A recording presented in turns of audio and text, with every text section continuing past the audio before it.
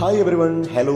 നമ്മുടെ പുതിയൊരു വീഡിയോയിലേക്ക് എല്ലാവർക്കും സ്വാഗതം. അപ്പോൾ നമ്മുടെ ഇന്നത്തെ വീഡിയോ എന്ന് പറയുന്നത് ദിവാലി സ്പെഷ്യൽ മൈസൂർ പാക്കിന്റെ വീഡിയോ ആണ്. നല്ല ഹോം മെയ്ഡ് മൈസൂർ പാക്കിന്റെ റെസിപ്പി വീഡിയോ ആണ്.